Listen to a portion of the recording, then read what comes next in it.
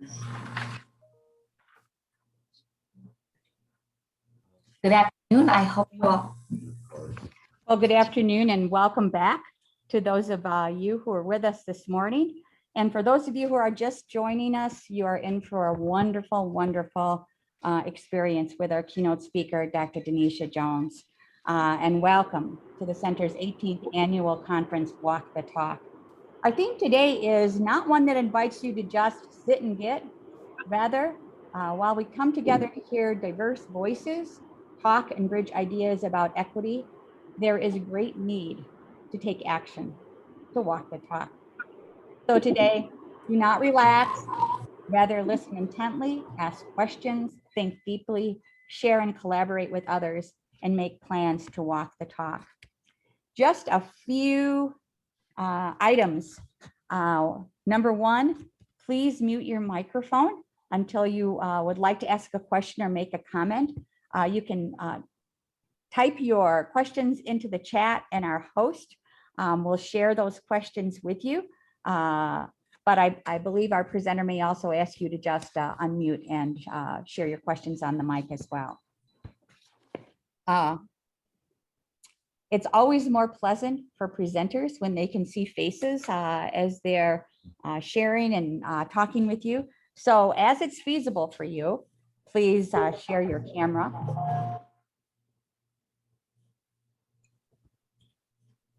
Recordings and other resources from each of the sessions this morning and this afternoon will be available on our center website later next week. So we invite you to go there and gather those resources, watch the presentations again, and use all the tools that folks have shared with you this morning. And then professional development hours are available at the end of this of each of the sessions and this session as well. There will be a link that the host will place into the chat, and you just need to click on that link, fill it out. Your evidence of completion will magically appear to you, and you can print that out to enter into Ellis. Finally, I want to thank the many people that have helped make today possible, beginning with our sponsors, State Farm, the Smidgall Family Foundation, the Albert Posey family, our board of directors who are very generous with their time, Jerry Berberet, Kiwana Bolreese, Terry Marks, Rebecca Nelson, Marion Petaway, and Glenn McGee, and our incredible conference committee, Deb Meyer, Liz Sturm, Martha Wilkins, Jenny Kreider, Annie Badu, as well as our professional development network group that did much of the early work in getting ready for the conference and getting proposals for today. And now, please welcome one of our board of directors, Kiwana Bolreese, also chair of our local NAACP Education Committee, who will introduce today's speaker. Kiwana? Thanks, Jan. Welcome. It gives me a great pleasure to be able to present our speaker for today. Share in some of the beliefs of the NAACP from a civil rights perspective, in that to eliminate discrimination, institutional racial discrimination, disenfranchisement, as well as believe that every child has the right to a first-class education. And so I am looking forward to hear her speak. Dr. Denisha Jones, she is part of a steering committee, member of the Black Lives Matter at school, and the director of teacher education and assistant professor in the School of Education at Trinity Washington University in Washington, D.C. She is a former early childhood teacher and a preschool director. She received her PhD from Indiana University in 2013 and her JD from the University of the District of Columbia in 2018. She has been active in the fight to stop corporate takeover of public education since 2011. She is a board member for the Badass Teachers Association, Inc., United Opt-out National, and Defending the Early Years. Her research interests include teachers and public policy, the effects of school reform mandates on low-income children, Preparing Culturally Competent Teachers in Youth Civic Engagement. In 2015, she was the recipient of the Banny Award for College Professor of the Year from the Academy of Education, Arts, and Science. Welcome, Dr. Denisha Jones. Thank you so much. I think Kijuna, did I say that right? Kiwana. Thank you so much. That was great. I don't realize I didn't update the bio, but that's okay. But I first want to start out by thanking Jan Fitzsimmons for inviting me to give the keynote at the Center for Success annual conference. I do have some slides for you, so I'm going to share my screen once if I do that now, it'll stop sharing this. Is that okay? There we go. Okay. So that we can get started. And I do want to apologize. I am in a public place. Unfortunately, my timing did not work out right, so I had to come here. So if every now and then you might hear a little bit of noise behind me, but I'm hoping that it's not too distracting. All right. So today I want to talk to you about ensuring Black success, since you guys are the Center for Success for High Need School, by making Black Lives Matter in school. And so currently I'm at the Sarah Lawrence College in New York. I'm the director of the Art of Teaching program there, which I started about a couple of years ago. So I will begin by kind of just situating myself, why I do this work based on my experiences as a public education student, as a teacher, as an educator, and as a researcher. Then I want to start by just going over what I consider the real obstacles to Black academic success. It's not the things that we think, right, that are typically happening, and how Black Lives Matter at school works to kind of tear down these barriers and really change the narratives about Black students and their education. I will share how the Black Lives Matter at School national demands pays down what Gloria Lasson-Billings calls the educational debt that prevents Black academic success. And finally, I'm going to share some strategies for some work that me and my colleagues are doing in New York City on centering Black joy with this anti-racist pedagogy framework it's being developed by Karen Davidson, who is an amazing high school art teacher in Queens, and also kind of like our resident Black Lives Matter at School artist.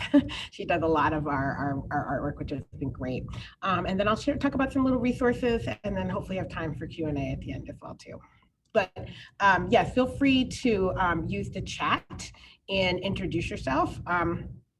So, you know, I think it's really important. I teach about research methodology and how the researcher has to share their positionality. I also feel like when I'm giving these talks, right, it's important to situate yourself and like, why am I here? Why am I, you know, I can talk later about why the book, but why am I doing this work and why am I so focused on it? So I was born in Panama, but I grew up in New Jersey. My mother was a single immigrant mother with 5 kids. And it was a very all-white space in most parts of New Jersey. And so I always say how I grew up Black in a world that was made for whiteness.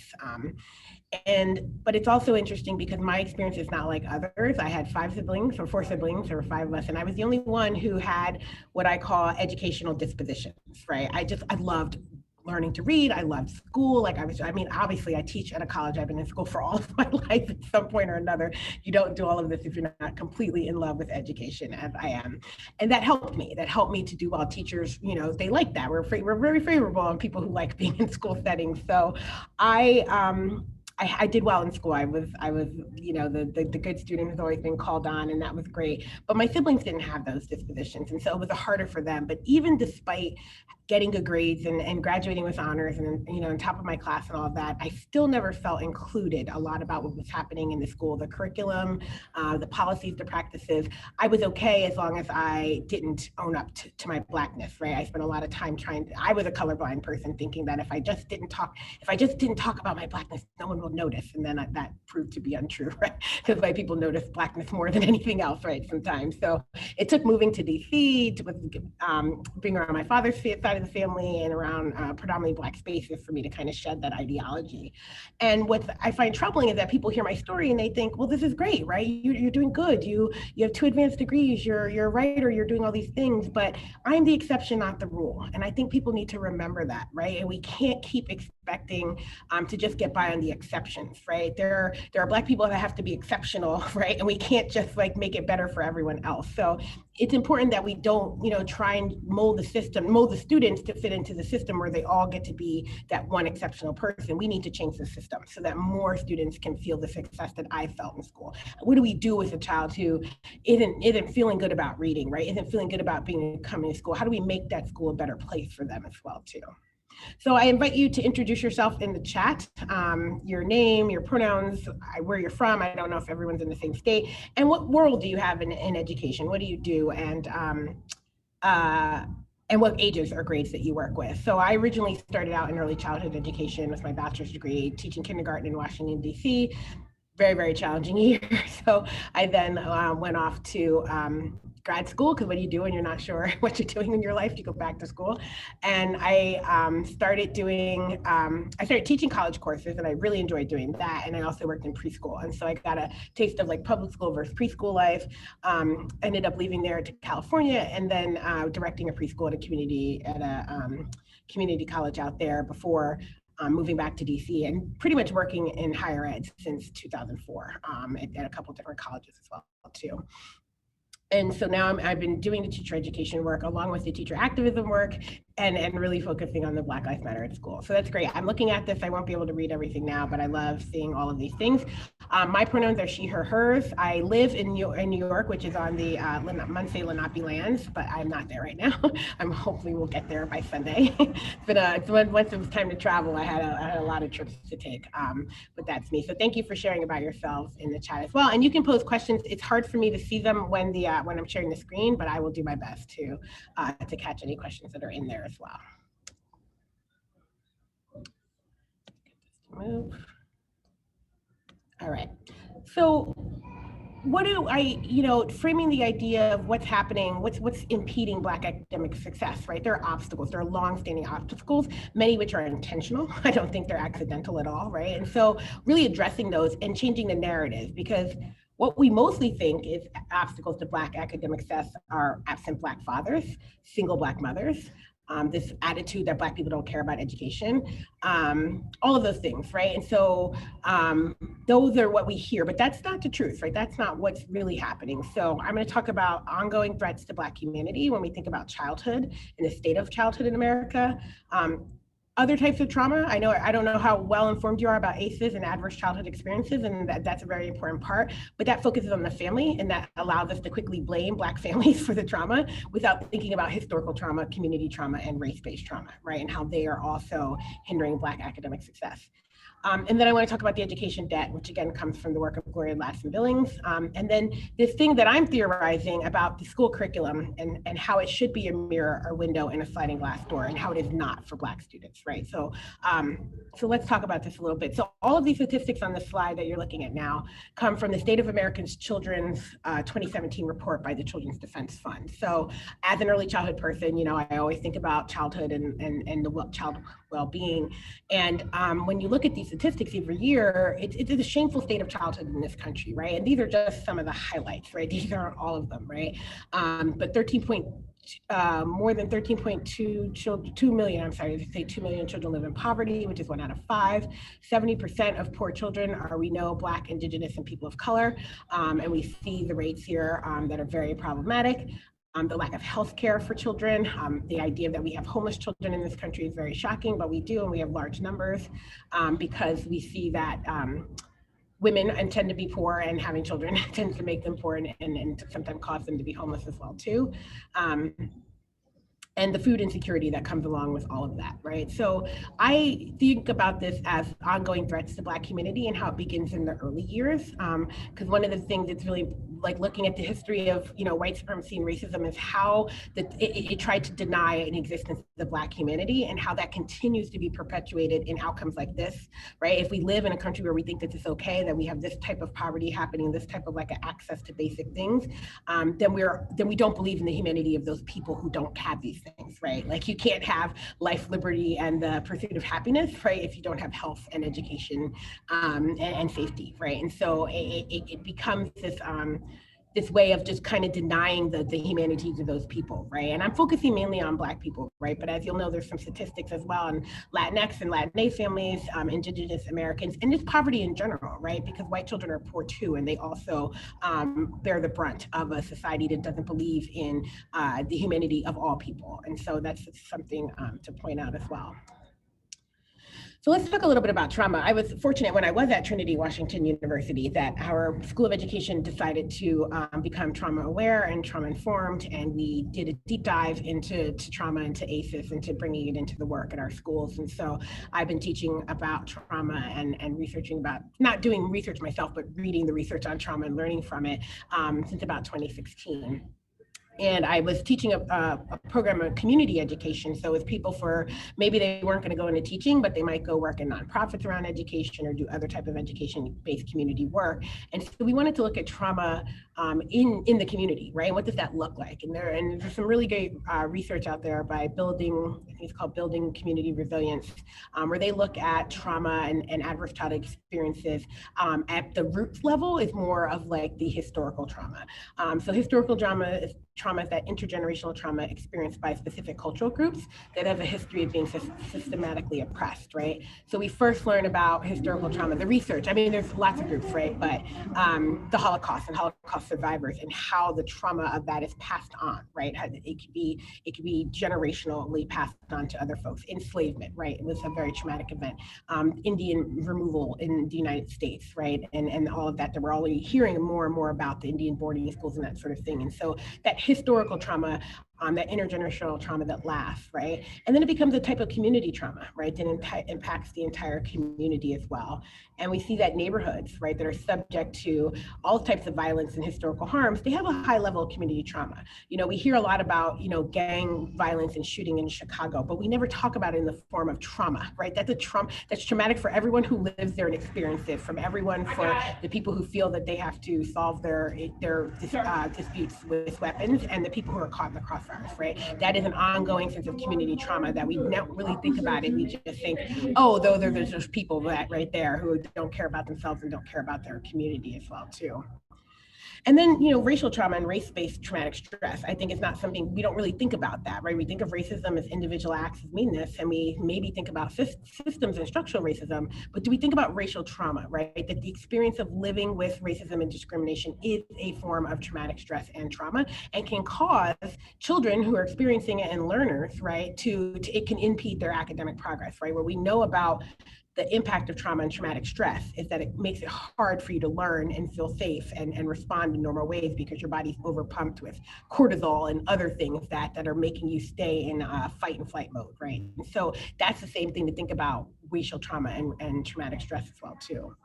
And some of the features, right? Some of the features that the research is telling us about racial trauma, right? This increased vigilance and suspicion, sensitivity to threat, for sure in future. And I think this is what really plays out and what we see with young Black kids, right? It's very hard to be optimistic when you're a young Black child and you're seeing constant attacks on Black lives, right? Throughout in the streets by police, by everyday people.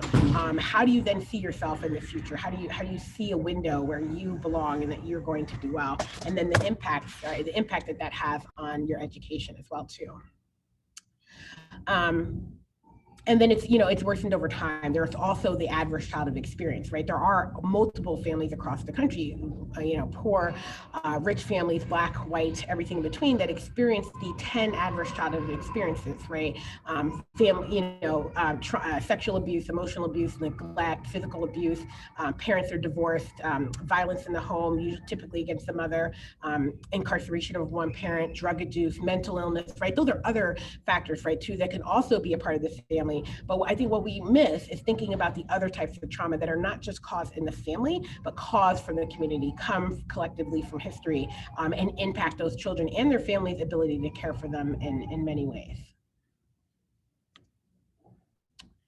So as I mentioned before, Gloria Ladson-Billings talks about this idea of this education debt, right? And I think part of it is to get away from this narrative that we have this achievement gap, right? And I highly recommend Ibram Kennedy. He has an article that you can Google called "Why the Achievement Gap is a Racist Idea," and it's really important to think about how that whole notion, right, really sets us up to believe in something that's inherently racist, right? That there is, that the result of the test doesn't mean that Black and Latinx students aren't doing as well as their white and Asian wealthy counterparts, right? But that's the outcome of a system of a debt that was caused, right? So she talks about 4 types of educational debts: historical, economic, social, political, and moral, right? And so historically, she talks a lot about the debt to indigenous people, right? Again, as I mentioned before, the removal of indigenous people from the lands and the boarding schools, right? But I also want to think about the idea of where we are in schools today historically, right? So we went from enslavement, where it was, illegal to educate an enslaved person, to an area where it was separate and unequal, right? So we had schooling, but it was separate, and we were in inferior facilities, right? And we were not allowed to go to school with white people. And then where we are today, where we have many schools in many states that are hyper segregated in the 21st century, meaning so many children attend schools where they are 90% of the same racial group, right? 90% African American, or 90% Latinx, or 90% white, right? So we haven't seen a big change from that time to where we are, right? Everyone's still going to school, but are we really, what happened from integration? Do we really have the integrated schools that we claimed we were going to get, right? So that's part of the historical debt that's owed, right, to those people who have been marginalized through education policies as well, too. Thinking about the economic debt, thinking about how funding schools based on property taxes ensures a level of inequity, right? Because we know that property taxes are based on wealth and income, right? And so we're actually we're destining some children to go to inferior schools by insisting that the funding comes from their property taxes, right? And also how this links to preventing Black wealth, right? We saw in the history Black wealth accumulation was thwarted through government policies like after the war, where they were funding middle-class suburban communities and GI bills that were not always given to Black people and Black communities, right? And so then we continue to see the inequitable fundings in their school and wonder why we have the kind of outcomes we do around Black wealth, right? So that's one example of an economic debt that's part of this education debt. The socio-political debt looks at civic marginalization and what I call second-class citizenship, right? And you think long-term over the history of African Americans who were actually, conceived as property and then turned into citizens without granting full citizenship rights so much later, right? And still some is arguing still not having those as well too. And so how does that then impact, right, young Black children's civic identity and their feelings around civic engagement and citizenship education as well too? And then the moral debt, which she talks about in different terms, but I've framed in our current situation of the 17 states, at least last count, 17 states are banning critical race theory, which is not taught in schools, but we can talk about that later, but banning critical race theory and even mentioning Black Lives Matter, right, in schools, right? And so this to me is a form of how anti-Blackness continues to be embedded, right, in this idea of a colorblind silence. We will not allow you to talk about anything that makes white people uncomfortable. And that's part of that moral debt, because we've never really addressed, right, the history of anti-Blackness in this country, unlike other places where, Germany has spent years addressing the history of how Nazism took over their country, right, and the debt that's owed to that, but we have yet to do that in many ways. And so this is the educational debt that she speaks of, and some things that I've added, right, that I think it's really important. Again, that's that narrative, right? We don't really talk about these things as preventing Black academic success. Why don't we, right? Because these are things that we've allowed to happen intentionally, and we don't do anything intentionally to stop from happening as a country, as a society. And so it's easier to blame people than to actually think about, right, the legacy that this country has done to, and not just Black people, like I said, but mainly to Black people, to other groups as well too. So here is another idea that I've been writing about. And so Rudine Sims Bishop wrote about literature, right? She was writing about literature being this mirror, right, where you should see yourself. And then she talked about the sliding glass door where you can go into places, right, and the window of imagination, right, and how it was really a call for representation, right? And so I've been thinking about that call a lot and thinking about the curriculum, right? So the curriculum should be a form of representation too. Well, what we teach and how we teach it matters, right?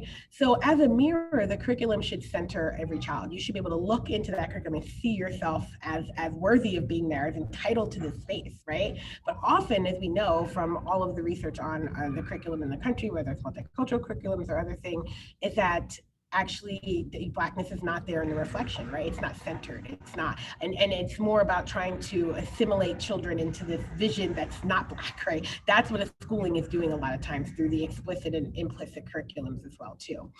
Then we think about this curriculum as a sliding glass door. I think about that as looking back, right? As the history part of the curriculum that you get in social studies, that you get in English language arts, right?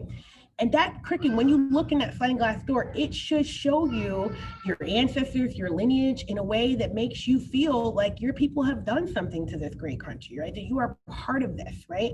And when we think about the history that we get as African-American Black people in schools, we don't get that, right? We get this history of master narratives. And I take that language from a scholar named Ashley Woodson. And, you know, and master narratives of Black inferiority that just kind of overplay, right? We start teaching about Black history through the lens of enslavement, which is really surprising, right? Because that's not a great place to start about history, period. And I always ask people, my friends who are Jewish, you know, well, when do you learn about the Holocaust? Do you start that off in kindergarten? They're like, absolutely not. You have to learn about Jewish culture and Jewish identity and Judaism and what it means to be Jewish before you get to the tough stuff, right? But in American education, it's like Black people have no history until enslavement. And that's how you start. And so you're starting with this master narrative that's making the sliding glass door not making you feel good about what's back there, right? And then you get into maybe a little Reconstruction, but really then Jim Crow and segregation and then civil rights. And then boom, it's like it's over. We've elected Obama, let's move on, right? And so that sliding glass door is not a space for Black children to actually feel historically that they have a presence here in this country. And then the window of the curriculum is the future, right? The future should be able, you should be able to go through that window and see yourself in the future where you belong, where you are actively pursuing the American dream and contributing to society. But as I mentioned, we see this future is there are those working to make this future anti-Black, to say, no, you're not coming through this curriculum window talking about racism, talking about oppression, talking about global anti-Blackness, right? And so again, there's no possibility there for you to be your full Black self in this curriculum, whether it's presently in the mirror, whether it's past in the sliding glass door, or whether it's in the future in the window. And that is a threat to Black academic success. Because what we're actually saying is, to succeed as a Black student, you can't be yourself. You can't be yourself as you are today. You can't be yourself as your past, and you can't be yourself in the future. And that leads us to a lot of, you know, what we see as the outcomes, right? We think the outcomes are the result of just, you know, inherent things about Black culture, but it's actually these things, right? This curriculum not being a mirror, not being a sliding glass door, not being a window leads to, you know, low academic achievement, dropout rates, disengagement with school and the environment itself too, right? And so we need to think about these things and how they're obstructing academic achievement and what we can do to change that. And that's what I feel Black Lives Matter is really doing. And again, these are my theoretical thoughts. We don't work as a team and talk about these things. The book, you read different people, you'll read different people in the book talking about it, but this has just been me as a researcher thinking about these things. So now I want to talk to you a little bit about the movement. I don't know if you already read the book in the first 2 chapters, this might be a repeat, but if you haven't and you're hoping to win a copy today and you want to get into reading it, this will just set you up for what you're going to experience a little bit here. So this all began in the 2016-2017 school year in Seattle, Washington. My co-editor, Jesse Hagopian, is a high school teacher in Seattle.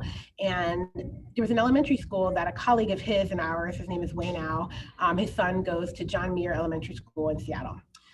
And the teachers there wanted to do something. It was in the wake of the deaths of Alton Sterling and Philando Castile, Charlene Lyles, right? There was just a lot of trauma happening in the community. And they said, what can we do to support our students? And so they planned a 1-day teach-in around Black Lives Matter. The art teacher made a t-shirt and they just planned to, they partnered with a community organization called 100 Concerned Black Men, and they were going to come to the school that day and greet all the kids, and they were going to have this rally, and then the teachers were all going to talk about different things about Black history with the students to really help them process this and to really affirm Black lives for that day. As word got out and the event was building, they were started to receive pushback. Conservative organizations like Breitbart attacked them until one day a really violent, hateful white supremacist made a bomb threat to the school, causing the principal to kind of try and prompt to cancel the event. But fortunately, they did not cancel the event. They went for the Black men from the organization came. They greeted the kids at the school.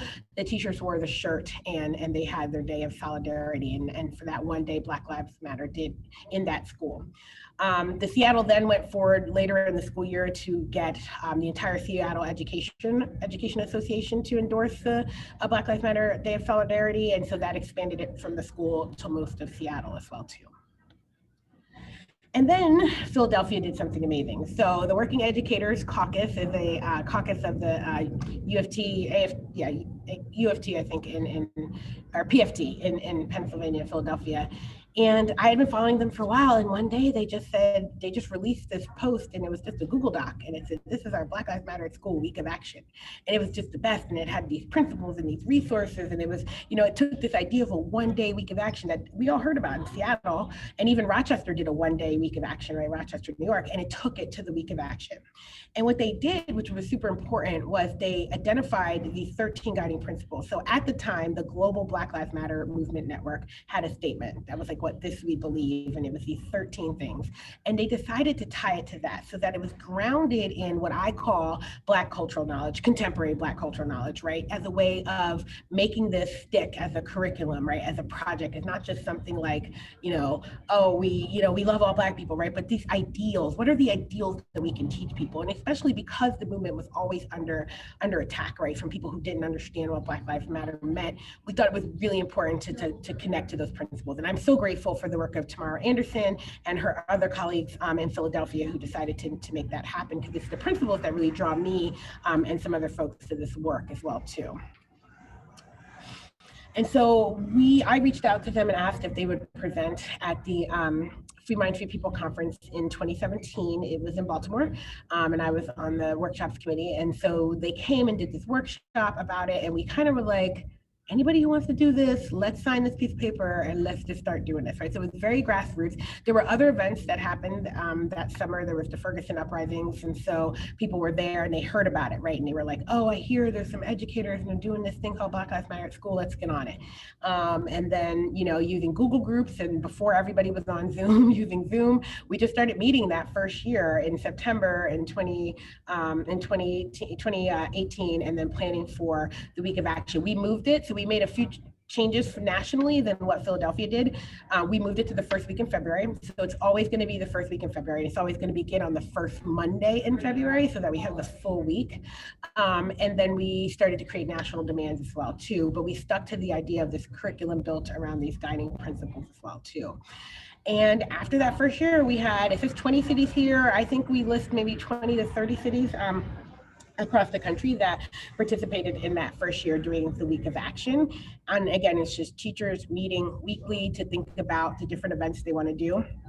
And then thinking about the demands, right? And so again, the 13 guiding principles are what really grounds the curriculum. And this, I think, is super important because again, what I just talked about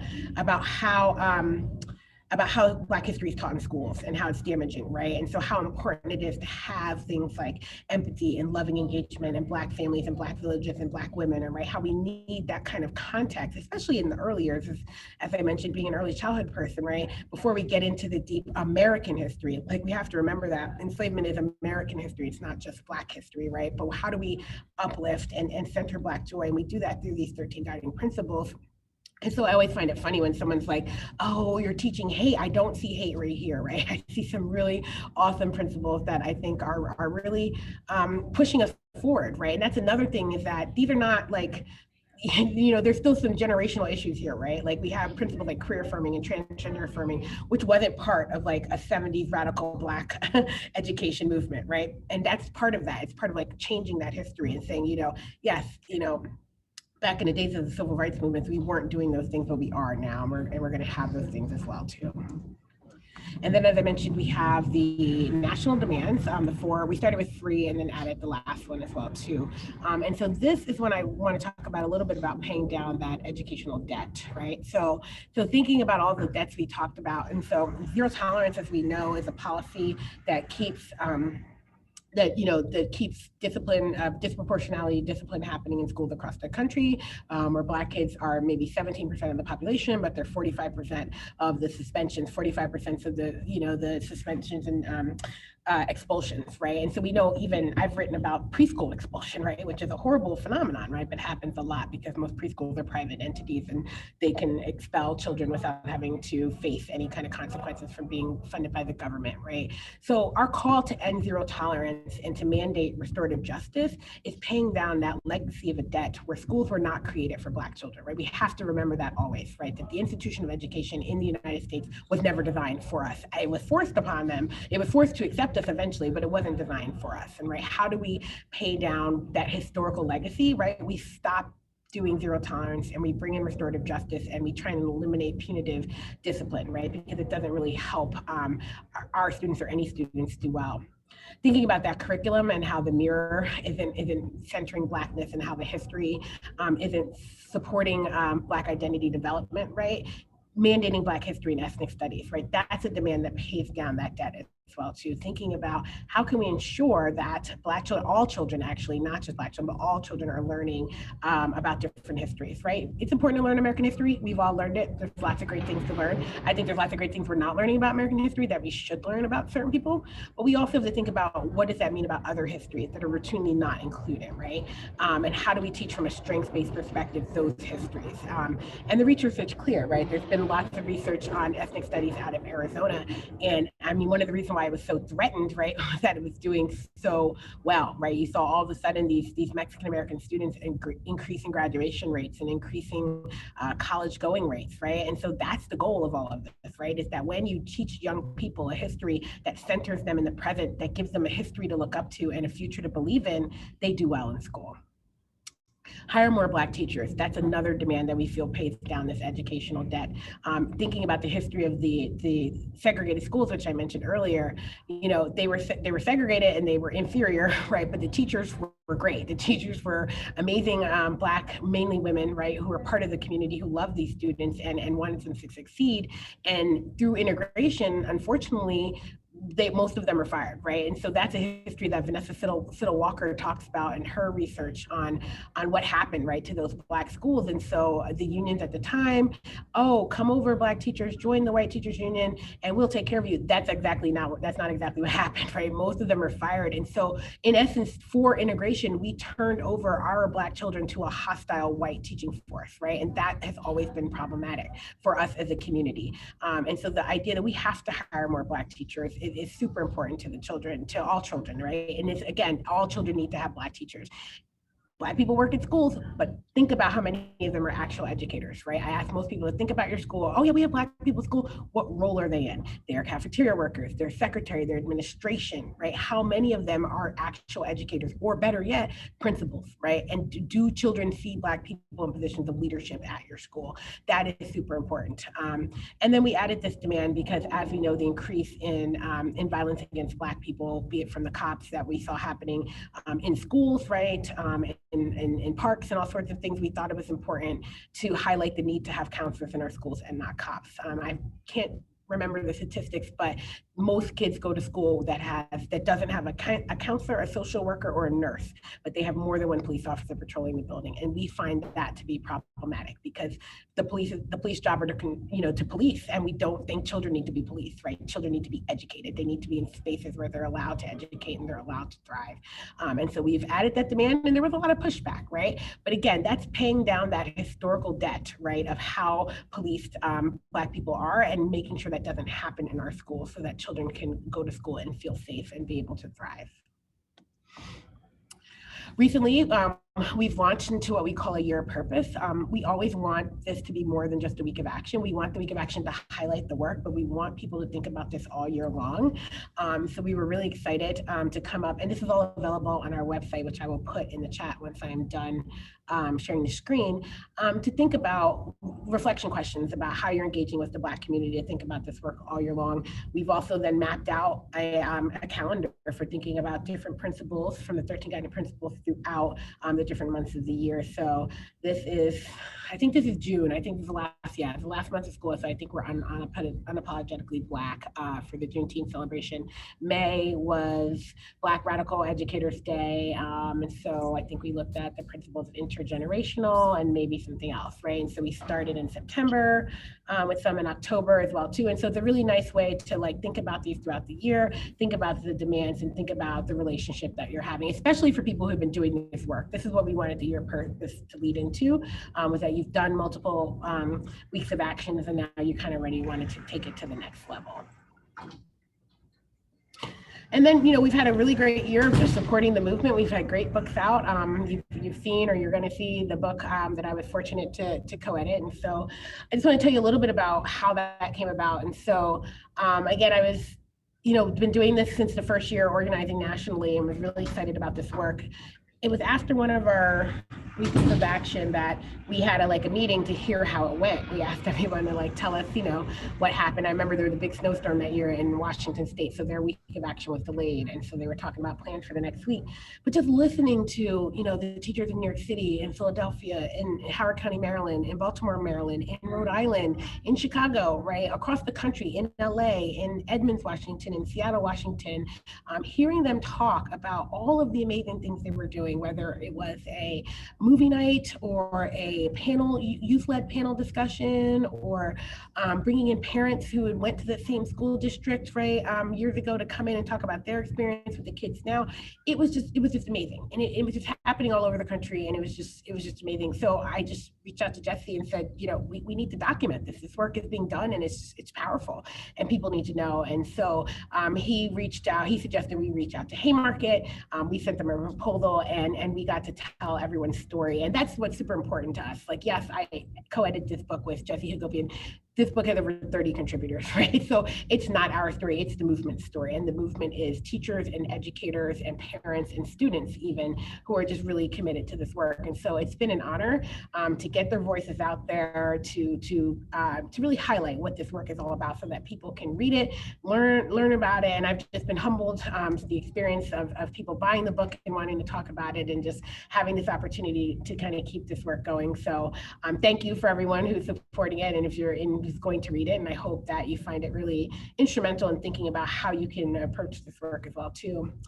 And we were fortunate to have our Black Lives Matter Principles Activity book published by Lee and Low. So as I mentioned, Karen Davidson is the amazing artist who's she didn't do the cover for our book. We went with someone else for Black Lives Matter, but in the picture on the What We Believe on the left, she is the artist for all of those. And all of our posters of our guiding principles, she is the artist for all of that work as well too.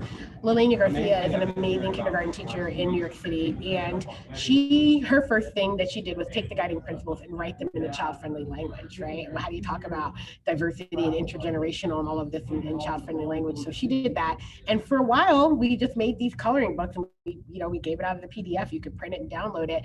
But Lee and Low contacted them and wanted to publish it. And so we have a free version, but it's not this one. And so it's a very lovely book. It's just this opportunity for students to see read the principle description. There's some questions and prompts. There's spaces for them to write and draw and pages for them to color. And it's just been really exciting to see this book out here and seeing teachers use it. If you go to Lee and Low and you look up What We Believe, there is a teacher's guide that Lelania has published that is free on the website as well too, where she talks about what this work looks like in her classroom and why she does it with really young children. And it's really great. And so I just wanted to share those with you as some resources as part of where we are today. And so the next section, I just want to introduce you to this idea of what does it mean to centering Black power and joy and thinking about anti-racist pedagogy. And so one of the things that I think is so important about this work and what we do is that we center Black joy. And that's a little challenging for a lot of people. When I ask my students, my teacher ed students, and I say, what does it mean to teach for Black joy? And they're kind of like, they don't know, right? And that's part of it, right? Why don't you know that? Why is this not something that you've experienced before? And that's, that's the part of the problem, that we typically teach Blackness and Black history through a lens of struggle and pain and strife. And I don't know about other people, but that doesn't make me feel good about myself and my history and my people and who I am. And that's not where I want to begin in this journey about who I am. And so it's so important that we think about centering Black joy in this work at all times. And so Karen, as I mentioned, has been working through this idea about this anti-racist pedagogy that's visionary and therapeutic and critical. And so I just wanted to share this as an example of how you can implement this work, right? And to make it into something that we believe is very, really much needed. So thinking about, I love these guiding questions for thinking about a framework for ensuring that we have this anti-racist educational efforts that don't cause harm, right? And so thinking about what are we talking about, right? So when you're talking about Black people, are you only addressing oppression, injustice, pain, trauma, and or being subjected to violence, right? Because that is a huge issue.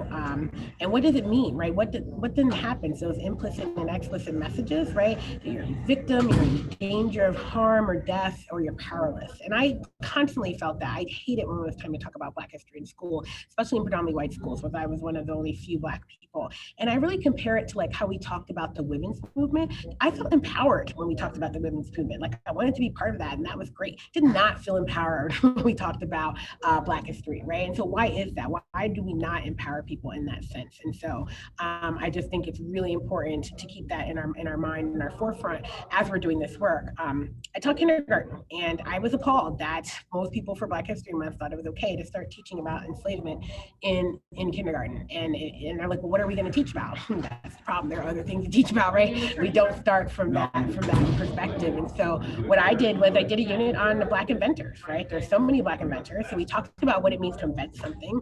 We talked about all the different Black inventors and what they invented. We collected recyclable material for a month, and then I set them on a task to invent something new, right? And so that's a really one uplifting way to kind of think about how we frame Black history. And make sure that we're not starting, especially with the babies, starting with issues of oppression and injustice and pain. And then are you naming Black organizations and people who are powerfully aspiring this work, right? Who are you bringing to the forefront of doing this work? And then again, that message that you are protected by your rights and by people fighting for your rights, you're powerful. Another resource that I'll show in the end is the book called Teaching for Black Lives, which was co-edited by my co-editor, Wayne Al, who I mentioned before, and Diane Watson. And what I love about that book is how it centers Black liberation. Yes, there is struggle, right? There's always been struggle in Black history, but there's also been liberation, and there's been a fight for liberation, and that is joyous, right? And children need to learn that. And so that's been really moving as well, too, to see that. And so I think this is a great place to really think about why we need this anti-racist education, why we need to think about how we address these things in our classroom.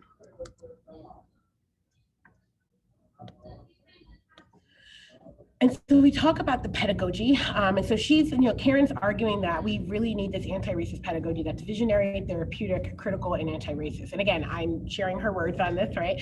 We worked together in New York City, but she did most of this drafting, and we've shared this before, but I just wanted to make sure that you know, right? And that she is, I'm the person who's really dreaming this up. And so thinking about visionary, right? And so this idea that we have to imagine a world that is free from injustice and healed from historic trauma. It's also what Bettina Love talks about as abolitionist teaching, right? That you're working to build a future that you may never know and see. And that's what drove abolitionists in that movement, right? They were inspired by something that they didn't know when it would come to fruition, but they were driven by that. And so we also want our teaching and our pedagogy to be visionary, right? It can't just be, this is the world we have, right? It's how do we make the world into a better place? And it should be therapeutic. And I think this is super important, right? Because we do have that struggle, that pain, it's there, right? But how do we make make it so that our pedagogy and our teaching is therapeutic? How do we confront the horrors of racism, right, with an explicit acknowledgement of how violent and painful they are while committing to healing and centering joy? And it's going to look different, right? It's going to look different for our different BIPOC youth and students because they all come into the space differently, right? But when you talk about that and you think about it and you explicitly create these structures where you're looking at restorative practices, right, and guidelines for sharing, it can be done. And I see it with my colleagues in New York City and Washington, D.C. and across the country. They are amazing at doing this work so that the students feel uplifted in the curriculum.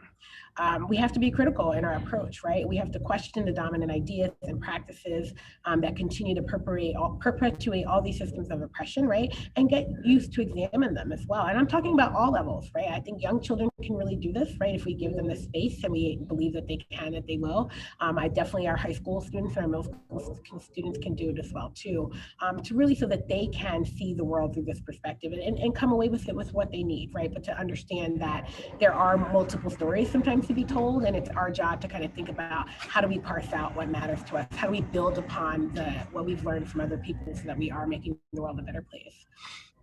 And the pedagogy should be anti-racist, right? And that requires decentering whiteness in the curriculum and the practice, right?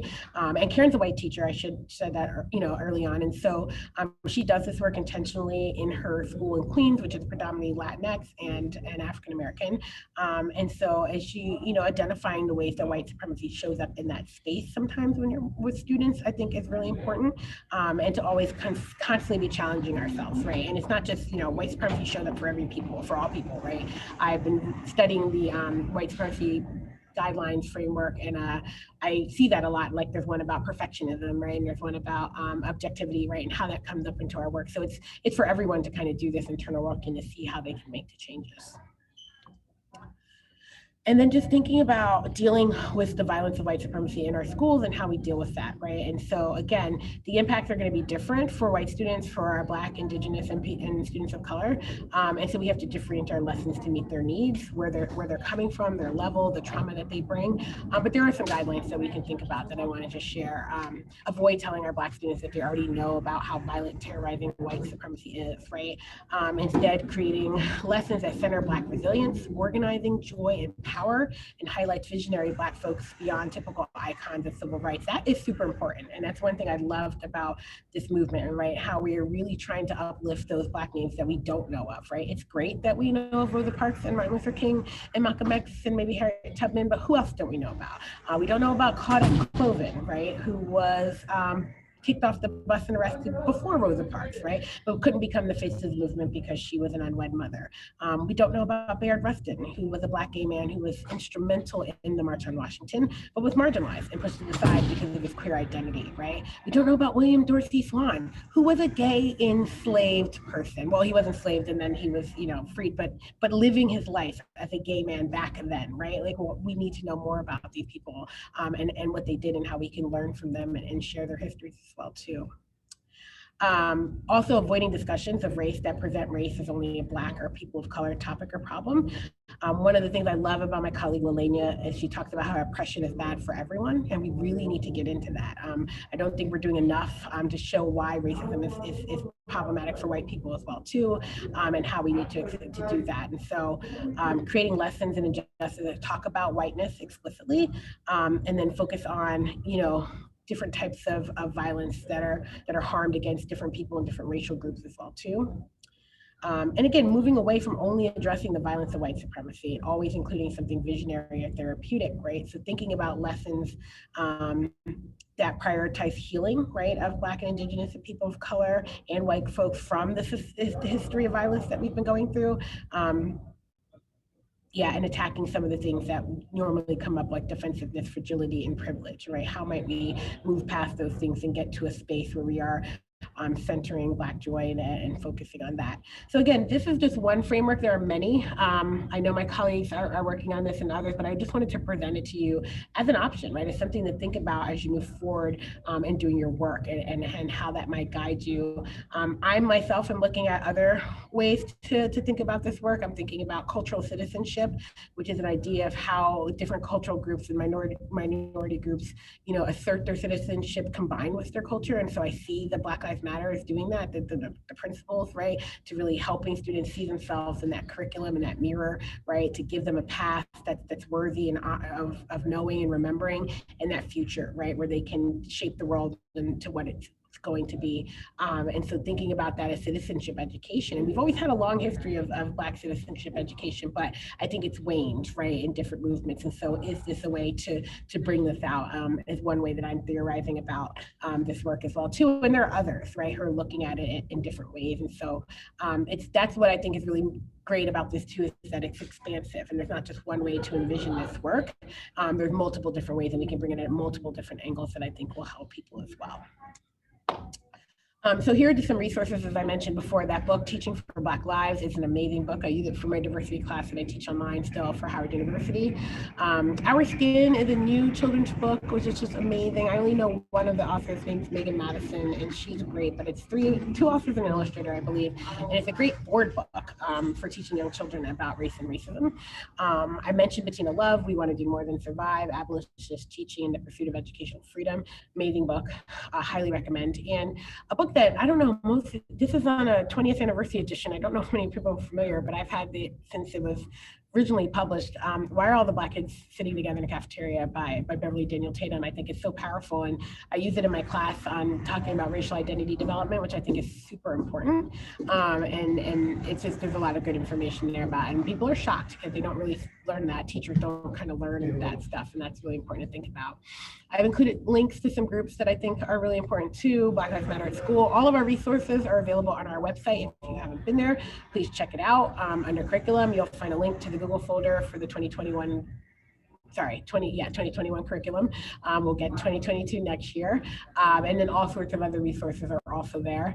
I mentioned Bettina Love. She's recently started the Abolitionist Teaching Network. So there's a link there. They have a conference coming up. I just saw the schedule. It looks amazing. I'm very excited to be speaking on one of the days as well. Education for Liberation Network is another wonderful organization. They plan the Free Mind, Free People. We are right now getting ready to launch a virtual Free Mind, Free People 2021 this summer in July. So that is really exciting. There's lots of great workshops and resources there for educators. If you're not familiar with Rethinking Schools magazine, I highly recommend them. They have lots of great information and publish a lot of the books that are here, and others as well too. And then there's a link for the Lee and Lowe, who published the Principles Activity book, and to Haymarket, who published our book as well too. And I will stop sharing now and open it up for a Q&A.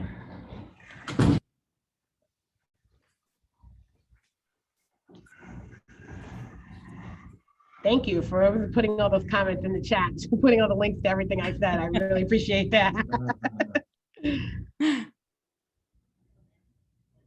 So please feel free to type a question in the chat or just unmute your mic.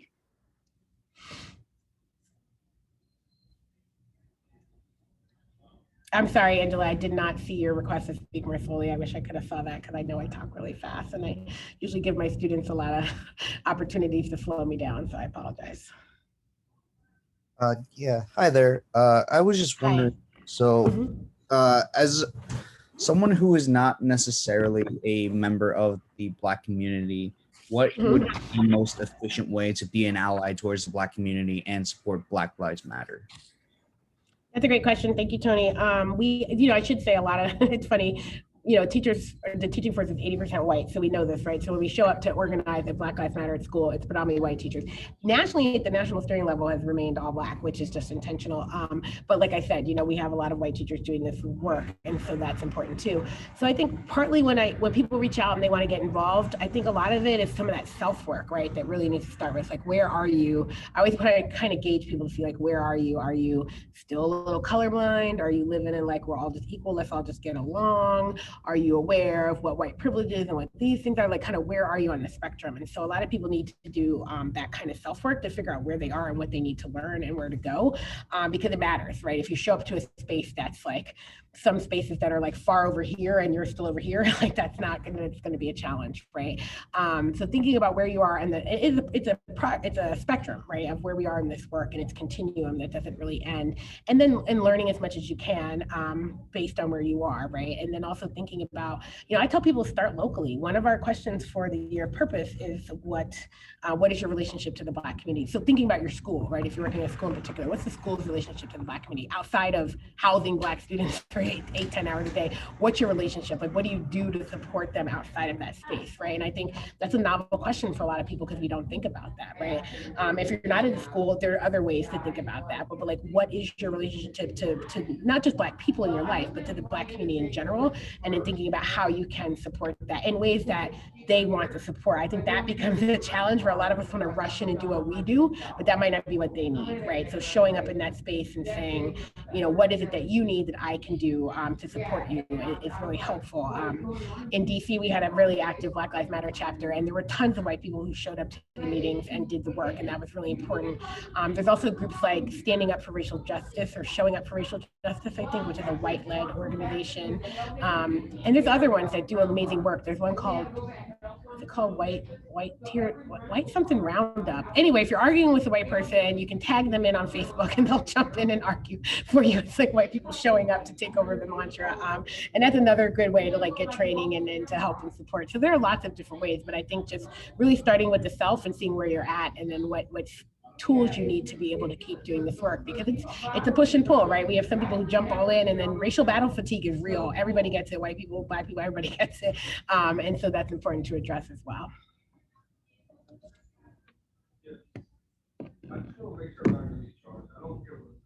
I had a quick question. Sure. I'm a pre-service teacher, secondary chemistry. And so my question is, bringing in my, I'm a Black woman, gonna go into STEM. I know that in doing some of that work, that my bias is that there's an intentionality that I know I'm gonna have with my students of color, especially in STEM, in understanding kind of where they fit, because that's a struggle that I had.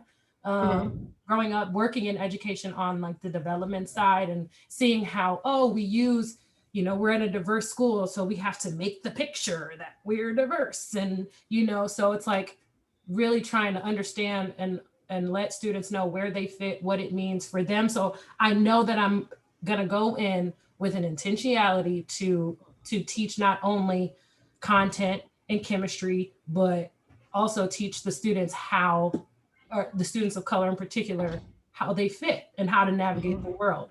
So my question is, in knowing that, what are some strategies to make sure that I don't miss the intentionality for all my students? Because I just know it, because that's something that I missed, and kind of overcompensated throughout my educational history so that I could be seen for my intellect and for what I had to offer rather than the color of my skin. So kind of just retrospectively thinking now, how do I combat that? Because that's so ingrained in me.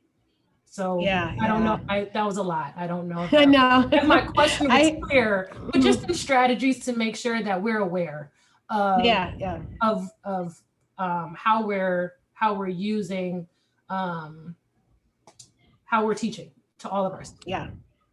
That's a great question. And and it's really powerful to think about. And, we talk about this a lot. We center Blackness here, but we also think about other youths, right? We think about, diversity and globalism are two of our principles. So how does this fit in, right? If we have students in our class who are Latinx, right, or Asian American, and thinking about their needs and addressing this. And, I was even concerned when I was at Trinity one year, and we do this prompt with a student creative challenge where we ask students to respond to a prompt. So I brought it into my freshman writing class, and I was just like, I don't know. I wanted to change the prompt account because it says schools show Black Lives Matter when, and most of my students for Latinx, and I wanted to show schools show brown/Black Lives Matter then, but I didn't. I kind of left it as is, and then I asked them afterwards if it was offensive, and they said no, they knew exactly what it meant. Like they get it, like they're not really, they don't feel left out from the movement, but I know that's not everybody, right? So I think it's important to think about other learners in the class. So I'll tell you just what I've learned from some of my colleagues who are doing this work as teachers.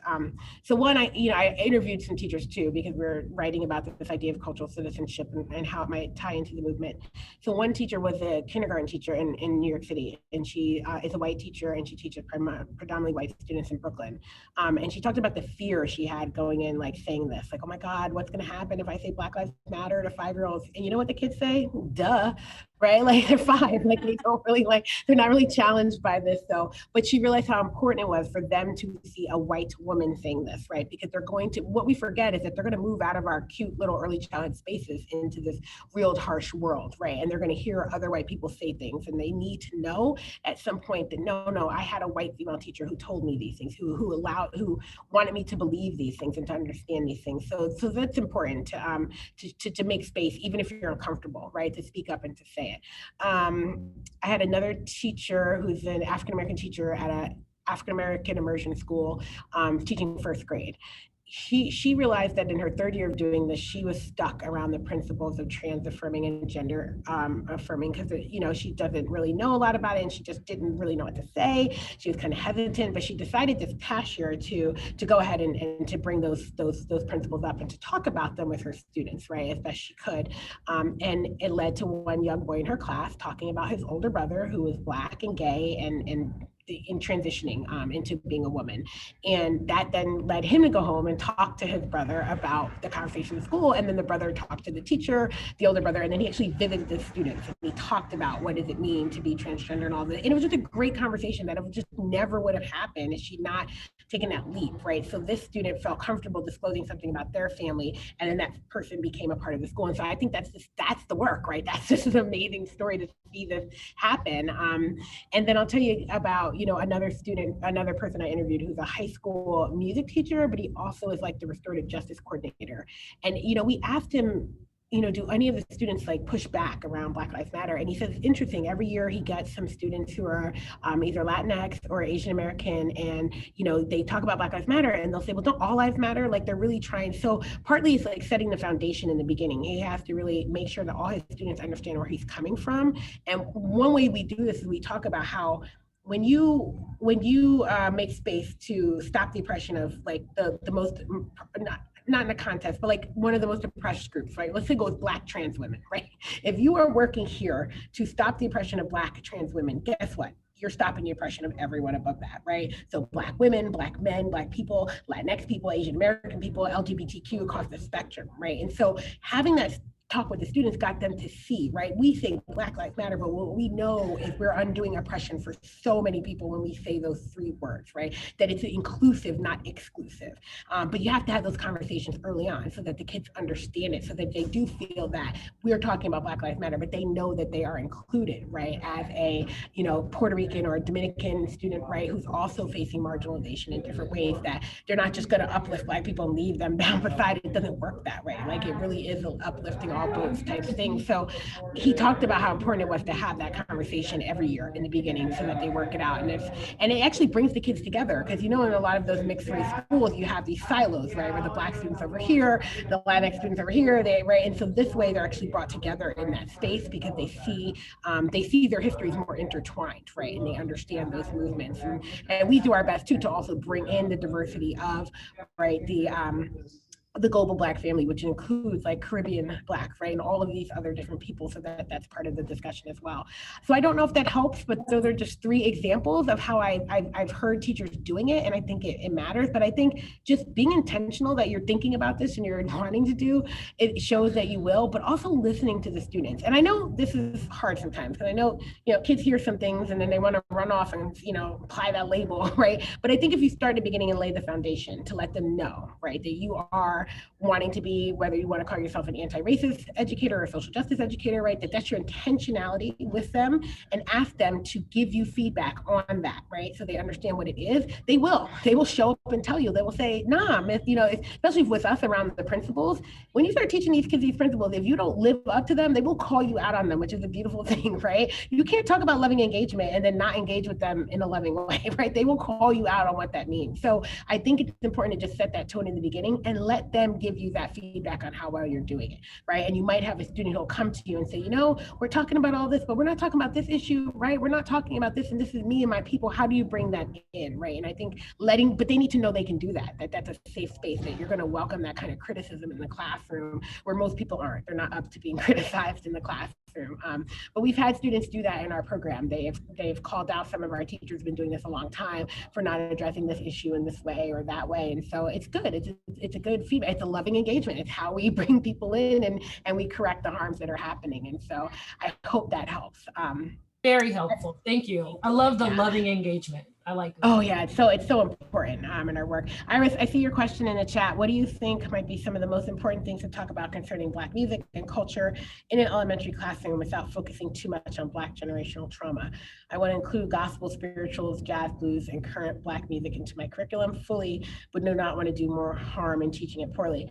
That's a great question. I think really starting with the musicians and who they are, right? Yes, they were probably inspired by issues of Black trauma, but that's not the focus, right? The focus is on the musician, right? Who they are, what they did, how they got to where they are. And yes, those other stories are going to come up because they're inescapable, but you're not centering that story. You're not centering music of the slave era, right? You're centering an amazing musician that actually this is their background, right? And this is where they come from, and that's how you want to do it. And so I think that's really helpful. And then also like showing the intergenerational of it, like getting kids to talk about their parents' music, right? And their grandparents' music back in the day. I think that would also be really cool to link that, right? So they can see that this music has grown over long periods of time and it's part of the culture. But as long as you're not highlighting that, you're not starting with the negative, you're starting with the positive. The negative stuff comes in as like, yes, this inspired this, but this person is more than this trauma, right? This person is more than that. And they did really good things. I just learned a really cool story I read the book Caste by Isabel Wilkerson. I don't know if anyone's read it. Really great book. Albert Einstein, like we all know about Albert Einstein, right? But did you know that Albert Einstein like just came over here and escaped Nazi Germany and was like very, very upset about the racism he saw in America, like to the point where he spoke out about it a lot. Never heard this before. And then there was a Black woman opera singer, I think it's Marian Anderson, right? He befriended her. She couldn't stay in hotels where she performed because, segregation. He opened up his home in Philadelphia for her to stay. Even when she couldn't stay in the hotel, she still kept staying with him, right? When she traveled to perform. How come we don't know these amazing things about Albert? I was blown away. I was like, I've asked so many people, did you know about this? They're like, no, I've never heard this before until you told me, right? And that's the problem. So it's how we present the story, right? We don't talk about Jewish allies like Albert Einstein, right? We don't talk about Asian American allies. There have been many, right, who were, protesting with the guys from the Black Panthers, right? There was a woman recently that I learned about, I can't think of her name, and she shared the birthday with Malcolm X, and she was, friends with all of them and protesting with them and bringing in the Asian perspective into ethnic studies and all of these things, right? So I think that's the history you all need to unlock, right? There's the good stuff, but we always focus on the bad stuff, right? And not all of the good stuff. And I think that's important for kids to see that too.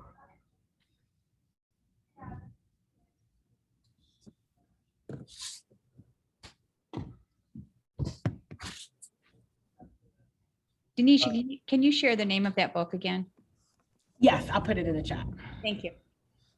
I was wondering if I could ask another question. Sure. So I'm a special education. I'm going to be a special education teacher after I graduate next year.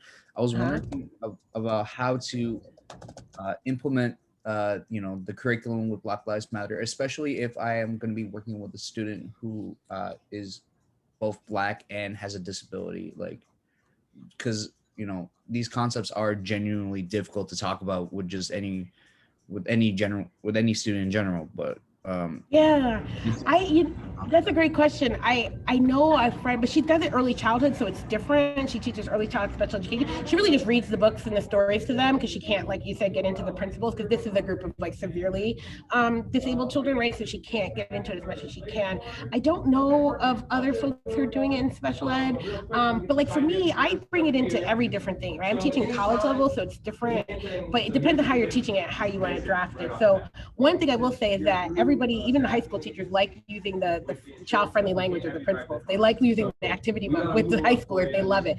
And that's because we're all about 5 years old when it comes to talking about race. Right? So it's really great to have that easy child language. So I would start with the child-friendly language, really, and use the coloring books in those pages. And again, there are some pages on our website that are still available, not the ones that are now copyrighted by Lee and Low, but using that material and the books, right? The children's books that we use to talk about it, right? Because that's what we really see. What I saw at the early childhood teachers is that as the children learn about the principles, they read a story and the kids connect the principles, right? They'll say, oh, that's like unapologetically Black, or that's Black women, or that's trans affirming, right? Or they're not trans affirming. That's the problem, right? So I think, once they get familiar with it, they'll catch on to what the principles mean. So I would definitely start with that language. It's a lot more simpler, but it's really things just like, a lot of people freak out, like the queer affirming and trans affirming. It's like, everybody gets to be who they are and we should love and respect them, right? Anybody can understand that language, right? It's not, but the adult language is challenging, right? Because it uses, the bigger words and the things about identity and those sorts of things. But I think the young people's language will help,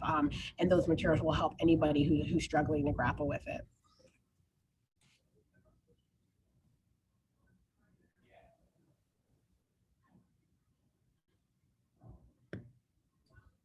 Now, Dr. Jones, I do have a question. Great. In regards to what would you advise? What have you seen beneficial that particularly teachers can do collectively to ensure that the practices of teaching is implemented within their school district? So, what would you suggest that how they would, I guess, use their voice or So to bring just Black Lives Matter in general, or to the school, or just work in general as a whole? To bring the concept of Black Lives Matter. Okay, yeah.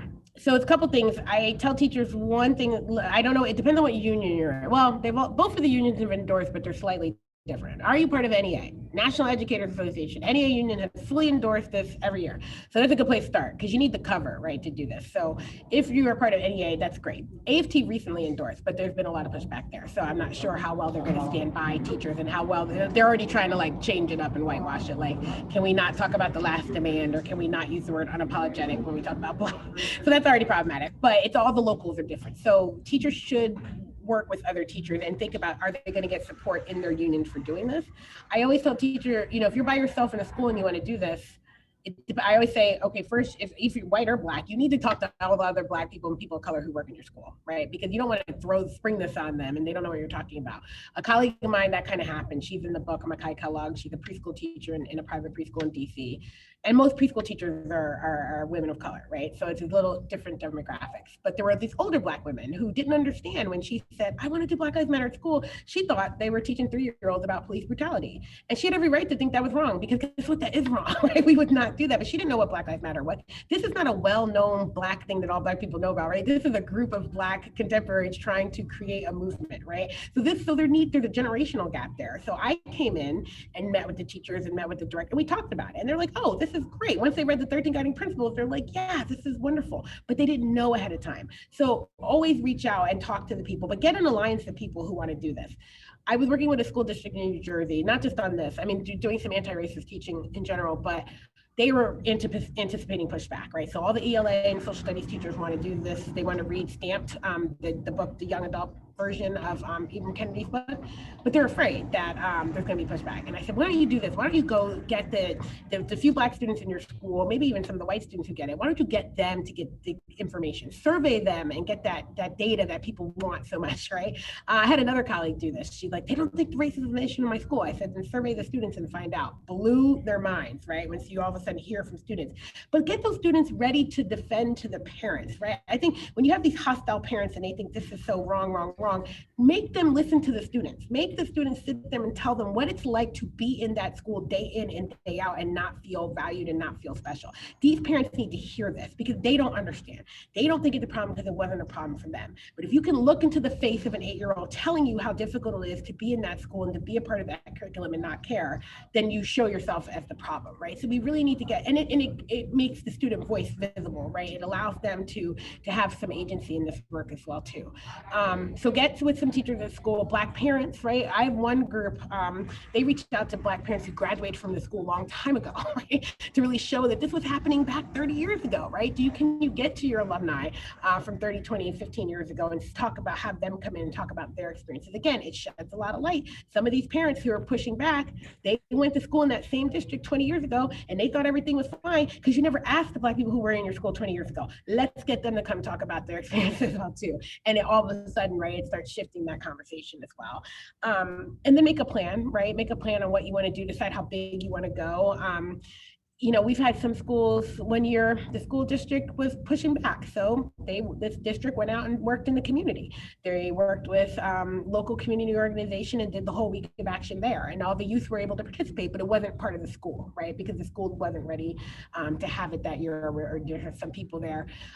We do, you know, on our website, you'll find our startup guide, and there's language about getting union endorsement at the local level, right? So a lot of school districts have done that. They've gotten the local union to endorse the week of action. Some have even put money into it so that they could get funding to do some of the week of action.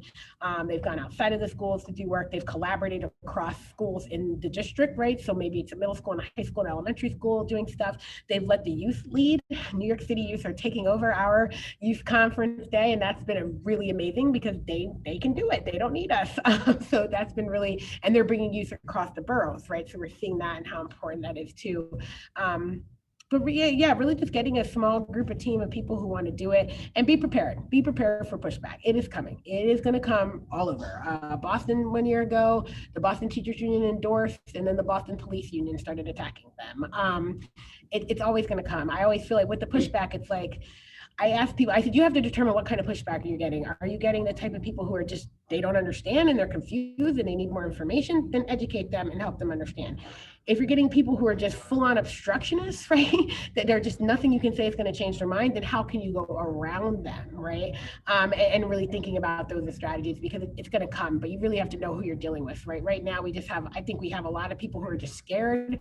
They don't understand what this is. They've been fed a lot of lies about what it is. And when you sit down and you just take the time to have these conversations, for me, I talk to white parents about, you want your kid to be college and career ready? Don't send them out to these colleges and they're not culturally competent and they don't understand racism. And they're going to feel like an idiot because they're surrounded by other people who get this, and they're in classes talking about this, and we expect them to have some type of knowledge of this, and they don't, right? And you can't expect your child to go out and be in this world in the future and still holding on to this color blindness. Like, it's not going to serve them well. That is not the future of America. If you want your kids to be prepared to take on the role, they have to address this. And I get it, parents, we didn't do this in our school. That was the problem, right? But your kids can handle this because they are more than capable of doing this and coming out better than you were, right? And so I think we do have to do a better job at addressing some of those fears because, you know, they're not misplaced. This is different. This is very different. A lot of teaching, as we all know, is doing what we did.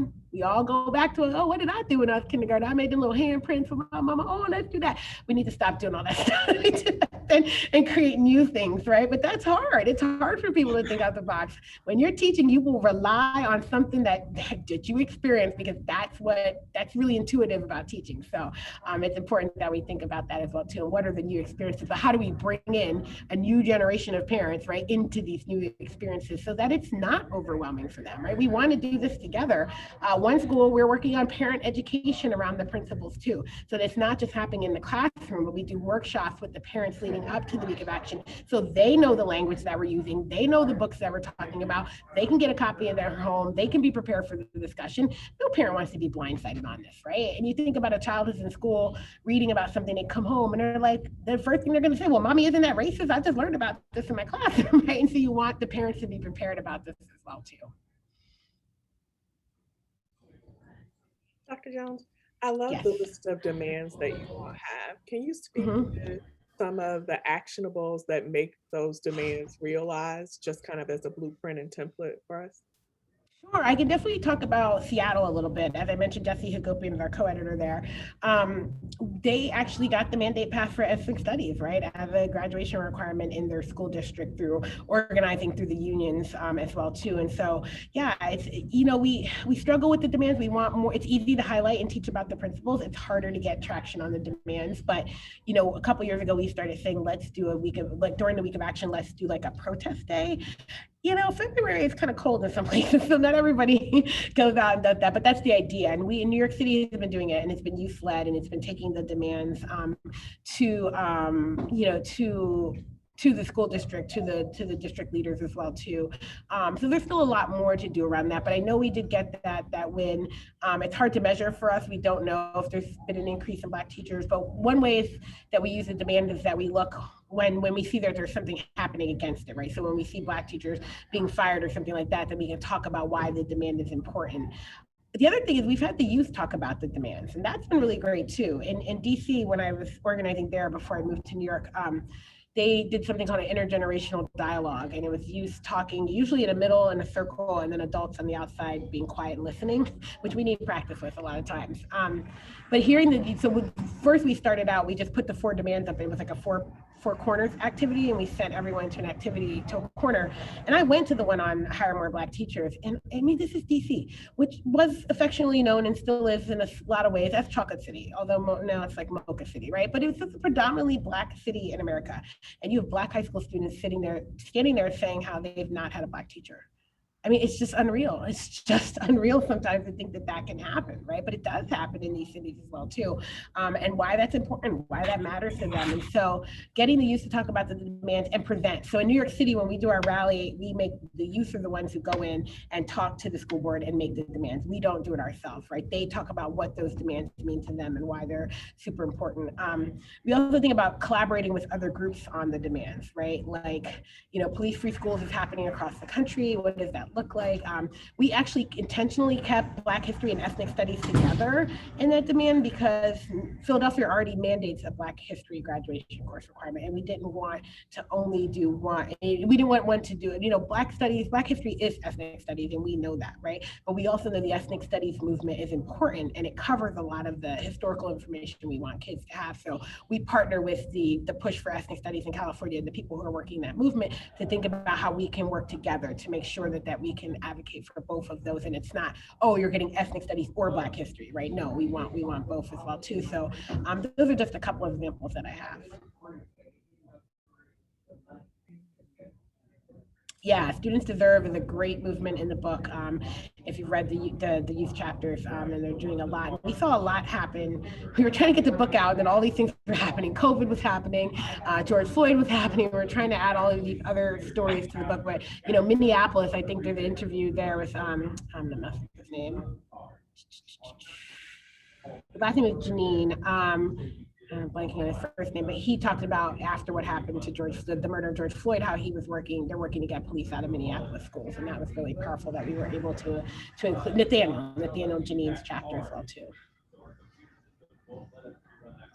Well, Denisha, thank you so much for sharing your time with us this afternoon. We want to be respectful of it because I think we could probably go on and on asking questions and saying, tell us more, share more stories.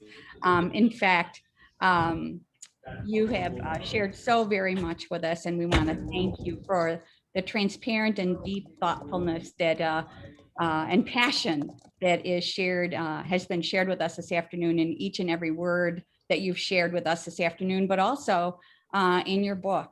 Thank you so much. We so appreciate that. And I think our marching orders are very clear from the words you've shared with us, that we've got to go forth now as educators and education stakeholders, and make sure that all children, and especially our Black children, get the education that they rightly deserve.